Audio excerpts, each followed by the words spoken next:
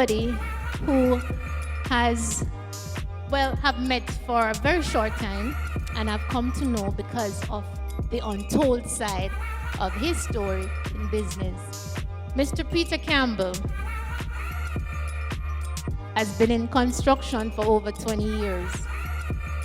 He's now the owner of the Gulfview Hotel, along with his beautiful wife, Mrs. Campbell. Ladies and gentlemen, the untold story is about having a discussion. It's not about basically interviewing him, but we want to know more about what is really behind the scenes when it comes on to business. And that's what it's all about. So, Mr. Peter Campbell, I want you to tell our guests a little bit about yourself. As Pat said earlier, I've been in construction for, I don't want to say 20 years, it doesn't sound too old. I've been in construction for a considerable amount of years, and I've decided to take the leap into the hotel industry, and so far it has been good until COVID decided to hit. So, it seems like it's just a flow from construction into hotel. I'm sure there's more to it because you have worked on a lot of projects in Jamaica, such as the Usain Bolt project. You also work on the Mega Mart project. Tell us a little bit about that. The Sabina Park project. Tell us a little bit about that. I've been very fortunate, no credit to myself, to be on some very notable projects in Jamaica. The Usain Bolt track at UNTOLD, GC Foster and Kirlew. We did the renovation of the National Stadium as well. Did Sabina Park for World Cup Cricket 2000. Did Mega Mart in Mandeville as well, and Grace Warehouse, Spanish Town. The extension of Kingston Wharf. So these are notable projects, and again, I'm just fortunate to have been given the opportunity to work on these jobs. Okay, so let me get to the humanly side of Peter a little bit.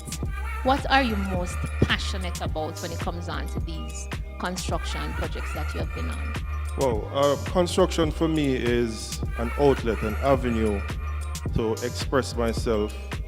I love taking a project from just a bare land and in a matter of weeks or months transforming that space into somewhere usable and functional.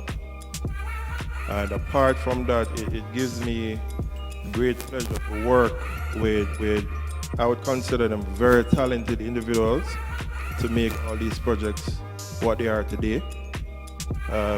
Both persons from locally and international waters as well. It's very fulfilling, I would say. But for me, my greatest project to date is something that I'm very passionate about. It was a collaborative effort with Digicel, and we did a center for autistic kids in Montego Bay. It was very personal for me.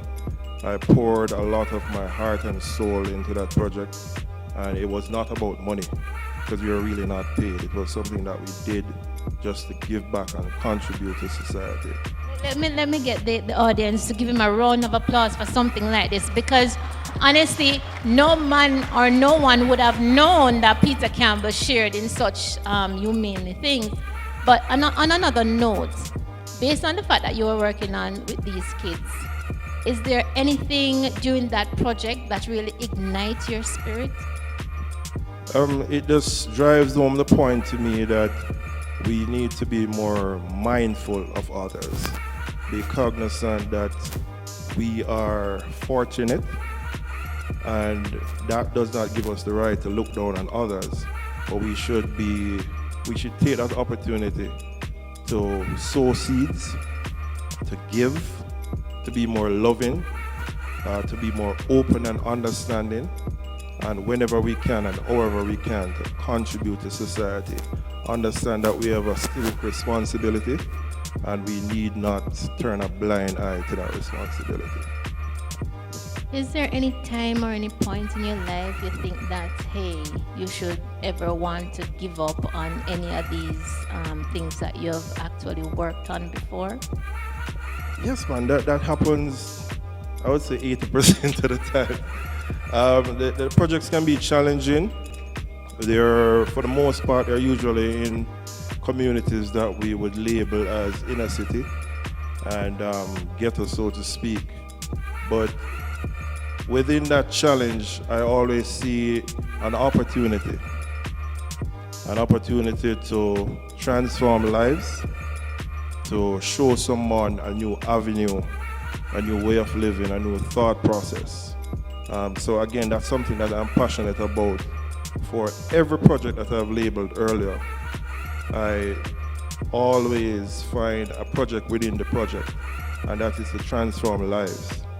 So for every single one of these projects, I've touched lives, I've transformed thought processes, I have shown young men in particular that there's another way to exist, and crime and violence is not the only way out, scamming is not the only way to earn and to provide for your kids or your loved ones. What would you say is the real secret behind your success? My wife. Oh, let us have a round of applause. Mrs. Campbell, care to join us here? Please do. Give her a big round of applause, man. The secret of the man's success is wife.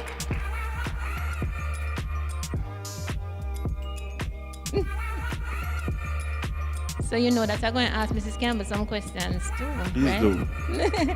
But you say Mrs. Campbell is the secret behind your success. In what way?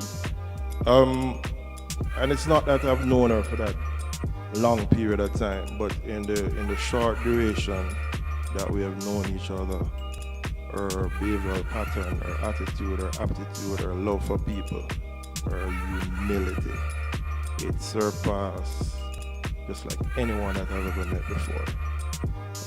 This person can see the good in the devil. And needless to say, she's a hard worker. She is very conscientious. She thinks outside the box. When I get frustrated, she is the wings beneath my wings. She's very supportive, very loving. And needless to say that she is the reason I'm here today. Okay, wonderful. Yes, a round of applause, of course. I'm feeling good myself. So, Mrs. Campbell, over to you. Good evening. Good evening, everyone. Tell me a little bit about you, Mrs. Campbell. How have you supported your husband in making this happen? Wow, well, this has been a journey and it continues to be a journey. And I remember when we decided to go on this journey, I suggested to him that, I heard this opportunity existed with the hotel. Why don't we try to buy it? And he was like, what? Why? And we considered it for a number of weeks, and then he came home and he said, okay, he's willing to try this.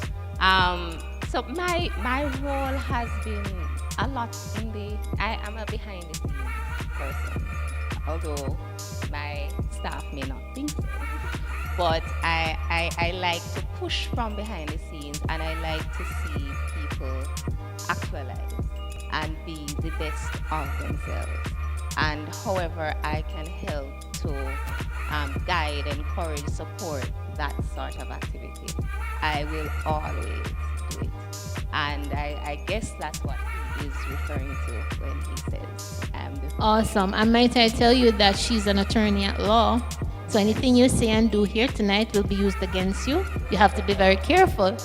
So with that being said, you both have a handsome son. I don't want to say beautiful. He's beautiful in his ways, but a very handsome son, Caden. Tell us a little bit about Caden, and how do you think you can mold him, although being a child, to be the success that you are today? Well, Caden is a wonderful child. It's just goes without saying that we are head over heels in love with him. He is 4.5, and he is at 4.5. It's impressive to see that his personality is formed. He is a strong, confident, outspoken, vivacious young man. And for me as a parent, it's just to constantly identify with him and relate to him and have that kind of open communication and help to guide him to identify what he likes, what he's gravitating towards, and help to mold him in a positive way. Okay, so back to business a little bit now with Mr. Campbell. Where do you see Gulfview in another, say, 2 to 3 years, despite the COVID? All right, I am never one to put a cap on anything in life, but to try to answer your question as best as possible. Gulfview for me, or where I want to see it, is the center for fun, quality entertainment, quality food, quality service for not only central Jamaica, for this entire belt. We want to so position ourselves that when you hear the name Gulfview, it is synonymous with excellence. And that for me goes beyond just the financial aspect, but we want to be key and integral and remembered for quality service. So everything that we are doing currently and will continue to do is to support that dream and support that vision. Sure. Just to add to that, that's part of the reason we quickly supported this Untold Story business feature project, because I think it's one of those things that we can use to help to drive business and community growth across this southern belt. So I think it's a very good initiative, and it ties in really well with where we want the hotel to be positioned going forward. And I might use this opportunity to thank you for allowing this to happen this evening. With that being said, though Mrs. Campbell mentioned at one point in time that you were a little bit reluctant at first when she brought the attention of the purchase to you. What happened in between while you went home that night and changed your mind? She's also very persuasive. So that happened. For me, again, life is about evolving. It's about change. And if you fail to evolve with life, you'll get left behind. And persons have to be very mindful of that. It's something that we often don't play, but it's so tricky and it's so simple, but it also has a propensity to change your life, whether it be for the good or for the bad. So I did an in-depth analysis of the pros and cons of taking on the hotel, and I realized that based on the pros, it's something that would be meaningful.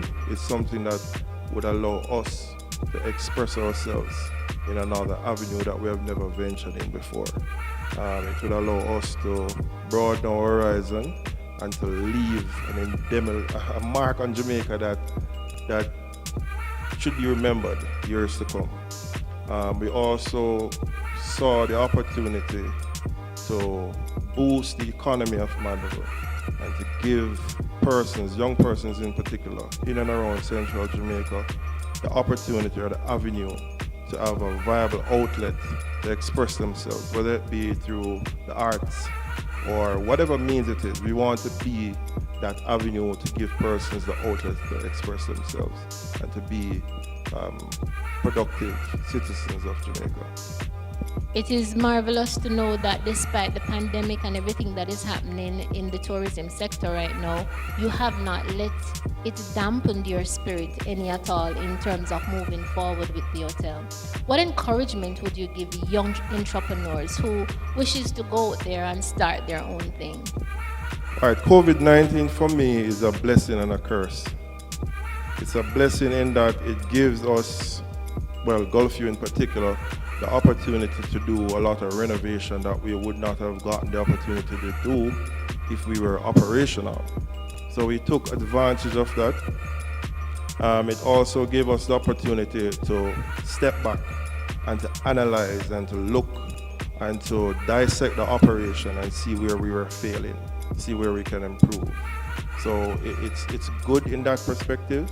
Again, if you look at finances as your only motivation in life, the impact of COVID-19 would be catastrophic for you. But again, for us, finance is not the only driving force. So we look at COVID-19 as a blessing and a curse, and we also want to just encourage others, business owners, or just the typical individual to look within themselves, to realize that we have a civic responsibility, to think outside the box, to be very, very resilient, and to see how other businesses can be formed, or we can be profitable, or we can contribute to our society. And I think after this pandemic has passed, we'll be a stronger nation, a nation that is so resilient that we can contend with the best of the world. Mrs. Campbell has a young wife, mother, leader, worker, because you work a lot. What would you say to a young lady who is striving to say walk in your shoes? Well, I would say don't be afraid of a challenge. Embrace it. There's nothing in life that comes without challenge. As Dr. Shimu said, pain, brings purpose. So you just have to step forward and do what you have to do. For me, I am an attorney professionally, but I'm an entrepreneur at heart. So I am always open to the idea of taking what is calculated risk. And I would encourage anyone, especially young persons, to at that stage in your life, in your 20s, early 30s, that's the time when you can take the gamble. Yes, you may not always succeed. And for everyone here to know, this is not my first business venture. I've for the past the law firm is 11 years old. And before that, I've been in a number of businesses. And if they fail, it doesn't, even if you get knocked down, get up, go again. Because in every failure and every experience, you have the opportunity to learn and improve and do better next time. So that's what I would say. And Awesome. Find yourself a nice husband. Yes, amen to that. You have a round of applause, please. Well said. So last but not least, Mr. Campbell, I'm curious to know this. If you were to be an animal, what animal would it be and why?